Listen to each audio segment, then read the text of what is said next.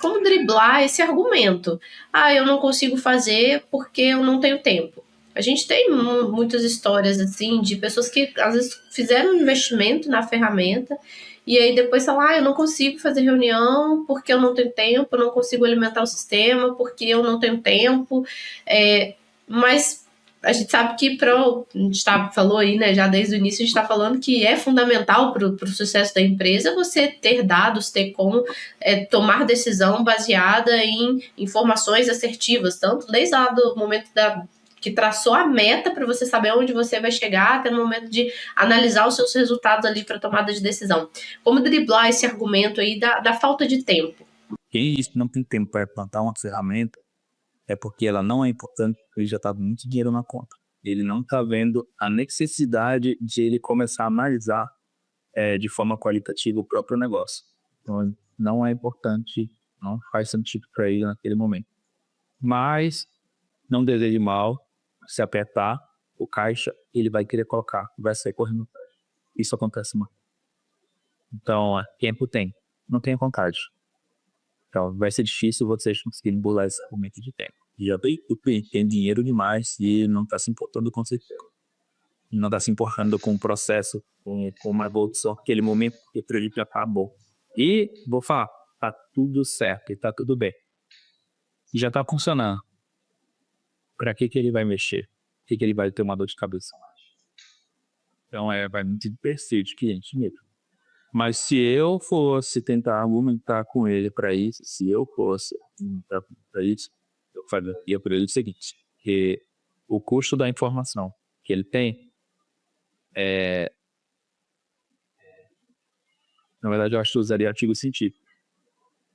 Quando você não tem uma programação de cronograma de obra, um cronograma de compra definido desde o início e controlado com o quantitativo de insumos que você vai ter para executar aquele projeto, evitando que compre além daquilo, você vai ter um prejuízo de 15% a 20% na quantidade de material que você tem.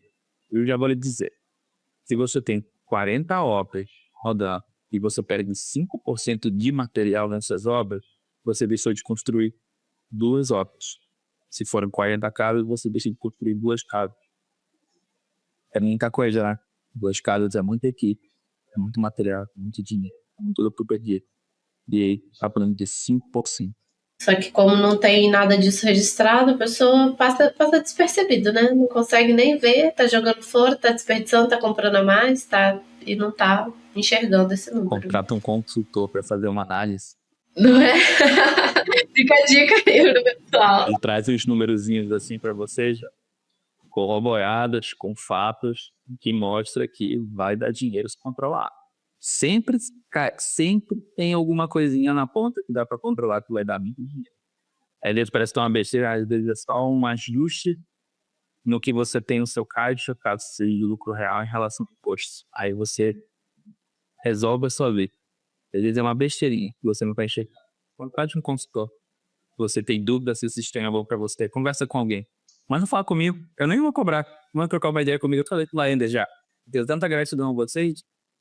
Manda conversar comigo, que eu converso com pessoas que para ela o sistema pode trazer para ela. Não tem problema. Mas é esse tipo de coisa. Não dizendo que eu faço um trabalho legal. De forma alguma, tá? E não é isso. Mas é porque eu vim da base, né? Eu vim do início.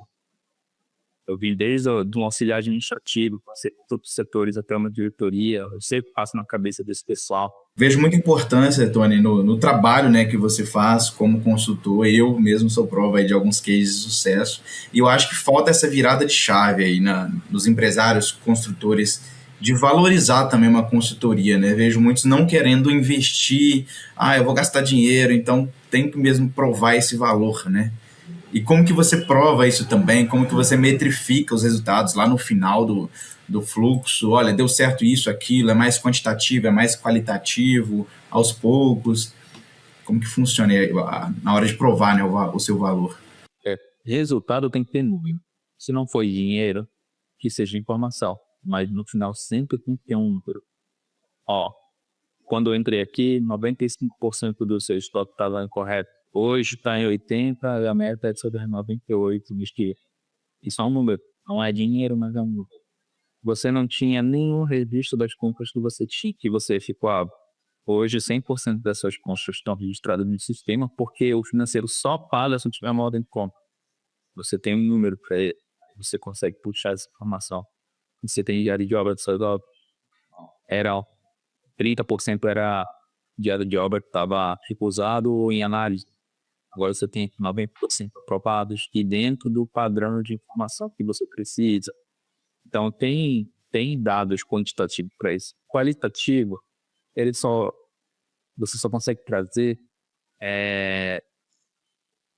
se for através de relatório, através de pesquisa com colaborador, ou mesmo depois de bastante tempo no resultado da empresa. Mas demora.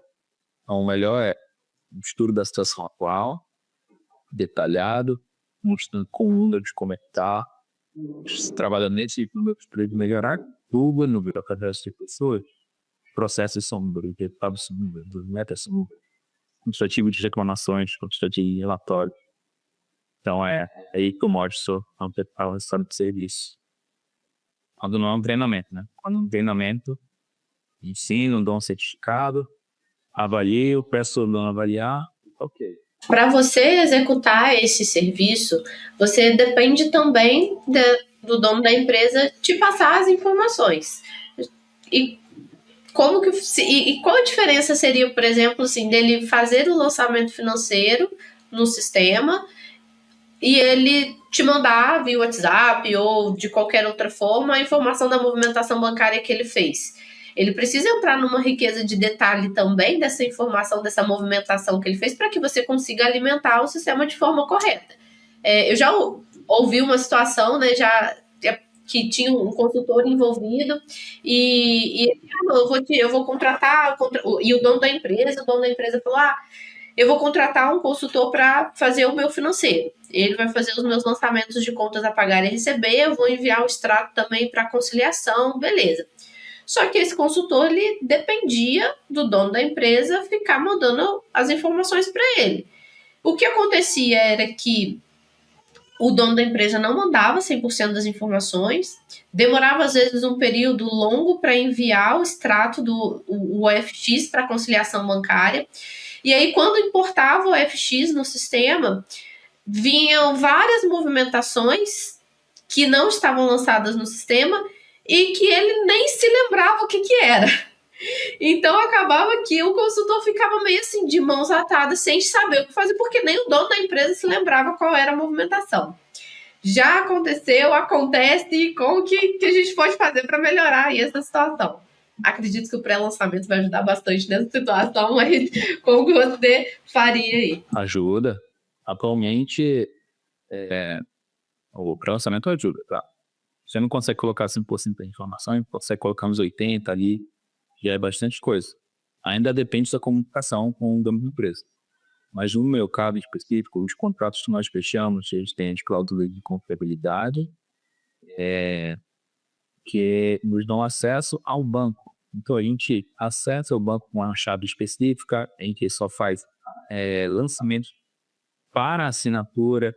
Lá nós puxamos os status bancários, o FX, fazemos a conciliação diariamente, ficamos diariamente o lançamento. E sempre aparece uma coisa ou outra, mas quando aparece é pouco, porque está sendo visto todo dia. O processo de BPO, que depende de um envio de extrato, ele vai falhar. Em algum momento ele vai falhar. Então eu prefiro não fazer. Se a pessoa não quer dar um acesso ao machado, ao banco, eu prefiro não fazer, porque eu vou empregar um resultado ruim. Sobre a captação da informação correta e a aprovação do sistema, aí é o seguinte, gente, tem uma receita de bolo para isso, que você já fecha com o cliente, dá um treinamento para ele, ficando com ele, tem que mandar para você da forma mais simples, fácil e prática, que não vai rolar um tempo da vida dele, que eu não posso falar aqui. Mas, assim, não é complexo. Basta você tentar facilitar o máximo possível do cliente, entender o sistema, porque eu conheço bastante mais controle, então para mim e para mim que é fácil de usar, então eu só pego clientes de vocês, eu não pego de outras plataformas ainda. Não sei se eu vou pegar porque não interessa, porque é mais fácil quando eu tenho em processo para gerenciar várias pessoas. Se eu tiver vários ERP, boca, dor de cabeça não vai funcionar da forma que funcionar. E você puxou um gancho importante, que eu sempre dou essa dica pro pessoal: não deixe acumular a conciliação bancária. Sei lá, faça diário. Se você não tem muita movimentação na semana, faça semanal. Mas se acumular, vai esquecer, vai ter chance de erro. Então, muito importante aí essa rigorosidade, né? Criar processo. Ó, todo dia eu vou subir a conciliação e vou fazer para não esquecer. E é um erro muito comum, né? De muitos clientes aí. Tem um problema muito grande nisso aí de não fazer diariamente, que é o seguinte: vários bancos hoje em dia têm aquela aplicação automática. Tira da conta, no dia não dá de volta. Todo dia tem uns 5, 10, 15, 20 reais lá que você não sabe de onde veio. E aquilo é juros de aplicação. Se você não conciliar todo dia, para todo dia você lançar lá no recebimento juros de aplicação certinho, sua conta nunca vai bater, você vai ter que ficar registrando o saldo da conta.